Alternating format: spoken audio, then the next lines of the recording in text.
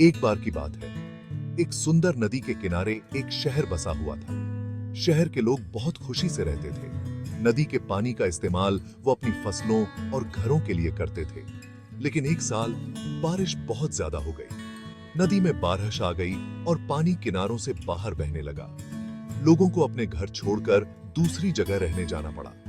नदी किनारे का शहर खाली और सुनसान हो गया। घर खाली पड़े रहे, उनकी खिड़कियां हवा में आवाज कर रही थीं। कभी जिंदा रहने वाली सड़कें अब जंगली पौधों से भर गई थीं।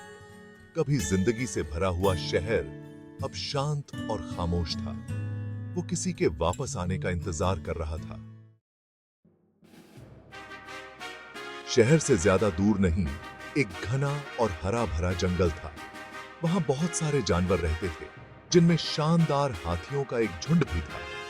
हाथियों का नेतृत्व उनका बुद्धिमान और दयालु राजा गजराज करता था। गजराज अपनी दयालुता और सभी जीवों को, चाहे वो बड़े हों या छोटे, समझने की क्षमता के लिए जाने जाते थे।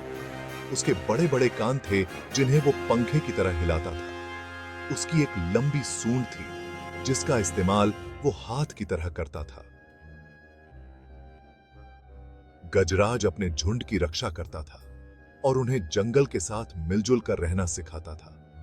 वो जंगल में घूमते थे, पत्ते और फल खाते थे, हमेशा अपने बुद्धिमान राजा का पीछा करते थे।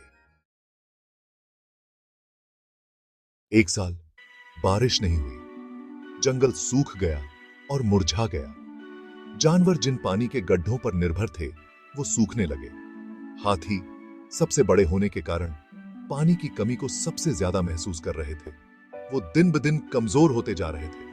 गजराज जानता था कि उसे अपने झुंड को बचाने के लिए पानी का कोई नया स्रोत खोजना होगा।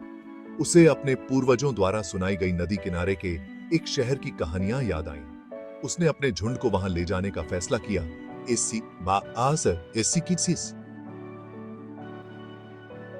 इस उम्मीद में कि उन्हें वो पानी मिल जाएगा जिसकी उन्हें सख्त जरूरत थी।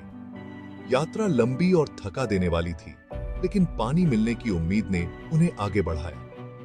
अंत में वो उस खाली पड़े शहर के किनारे पर पहुंच गए। हाथियों के लिए यह शहर अनजान था। घर छोटे और अजीब लग रहे थे। जैसे ही हाथी पानी की तलाश में इधर उधर घूमे, उनके बड़े बड़े शरीर दीवारों से टकरा गए और फर्नीचर गिर गए।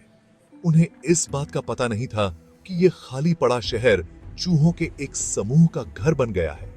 चूहों ने दीवारों में और फर्श के नीचे अपने घर बना लिए थे। हाथियों के आने से उनकी छोटी सी दुनिया में अफरा तफरी मच गई। हाथियों के हर कदम पर जमीन हिल रही थी। उनके छोटे छोटे घर उजड़ रहे थे। चूहे बहुत डरे हुए थे।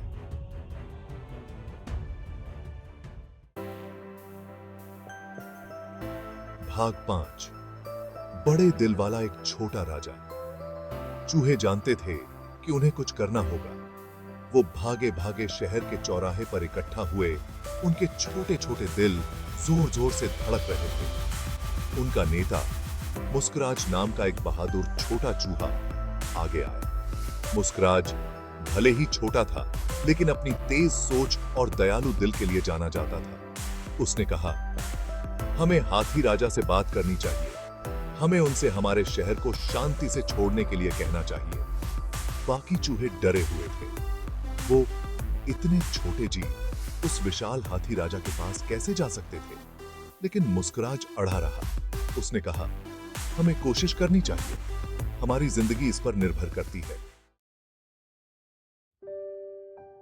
भाग 6। गजराज का फैसला। मुस्कुराज अपने कुछ सबसे बहादुर दोस्तों के साथ सावधानी से गजराज के पास पहुंचा। उन्होंने उसे आवाज दी। उनकी पतली आवाजें हाथियों के पेट के गरजने की आवाज में मुश्किल से सुनाई दे रही थीं। गजराज ची ची की आवाज सुनकर हैरान हुआ और नीचे देखा। उसने धैर्य से मुस्कुराज की बात सुनी। जब उसने अपनी परेशानी बताई, मुस्कुराज ने अपने घरों, अपने परिवारों और अपने डर के बारे में बताया। उसने गजराज से पानी का कोई और स्रोत खोजने की विनती की और वादा किया कि चूहे हाथियों की दयालुता को कभी नहीं भूलेंगे। गजराज, जो अपनी बुद्धिमानी के लिए जाना जाता था, ने ध्यान से सुना। वो चूहों के डर और उनकी परेशानी को समझ गया। भाग 7। शिकारी का जाल। गजराज ने अपने झुंड को शहर से दूर ले जाने का फैसला किया। वो जानता था कि पानी ढूंढना जरूरी है, लेकिन दूसरों को नुकसान पहुंचाने की कीमत पर नहीं। उसने मुस्कुराहट से कहा, चिंता मत करो छोटे दोस्त, हम कोई और रास्ता ढूंढ लेंगे। चूहे बहुत खुश हुए और राहत महसूस कर रहे थे। वो अपने घरों को वापस भागे, उनके दिल कृतज्ञता से भरे हुए थे। हालांकि हाथियों की परेशानियां खत्म नहीं हुई थी। एक शिकारी जो अपनी क्रूरता के लिए मशहूर था, ने शहर के पास उनके लिए जाल बिछा रखा था। उसने एक गहरा गड्ढा खोदा था और उसे पत्तों और शाखाओं से ढक दिया था, इस उम्मीद में कि वो हाथियों को पकड़ लेगा।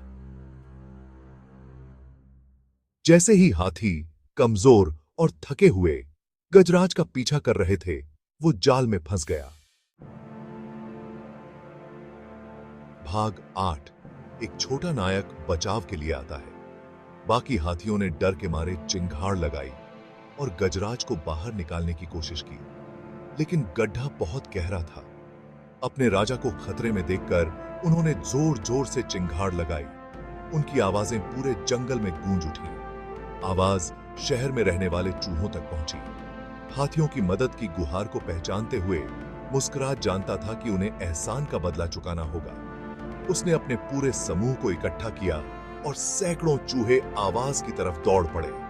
उन्होंने गजराज को फंसा हुआ पाया और जानते थे कि उन्हें जल्दी से काम करना होगा। शिकारी जल्द ही वापस आने वाला था। मुस्कुराहट के पास एक योजना थी। उसने अपने साथी चूहों को उन रस्सियों को कुतरने का आदेश दिया जिनका उपयोग शिकारी ने जाल बनाने के लिए किया था।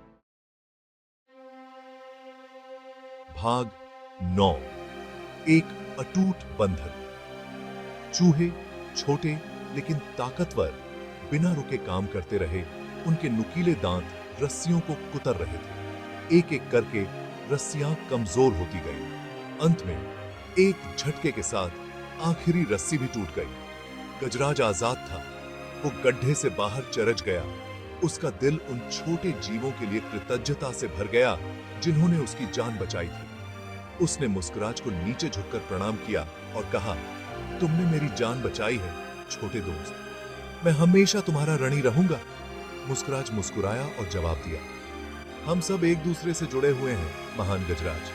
आज आपने सीखा है कि सबसे छोटा जीव भी मदद कर सकता है, और हमने सीखा है कि सबसे बड़ा और सबसे ताकतवर को भी कभी-कभी मदद की जरूरत होती है। भाग 10। दोस्ती का पाठ। उस दिन से हाथी और चूहे सद्भाव में रहने लगे। हाथियों ने छोटे जीवों के प्रति सावधान रहना सीख लिया और चूहों ने सीखा कि कभी-कभी सबसे बड़े और सबसे ताकतवर को भी मदद की जरूरत होती है। गजराज और मुस्कुराहट सबसे अच्छे दोस्त बन गए। उनकी कहानी इस बात की याद दिलाती है कि दोस्ती सबसे अनोखी जगहों पर भी खिल सकती है। उनकी कहानी हमें सिखाती है कि प्यार और विश्वास हर किसी के बीच हो सकता है, चाहे वो कितना भी बड़ा या छोटा क्यों ना हो। ये हमें याद दिलाती है कि हम सभी के पास देने के लिए कुछ न कुछ है और एक दूसरे की मदद करके हम किसी भी बाधा को पार कर सकते हैं। तो चलिए एक दूसरे के प्रति दयालु बने, क्योंकि दयालुता का सबसे छोटा कार्य भी बहुत बड़ा बदलाव ला सकता है।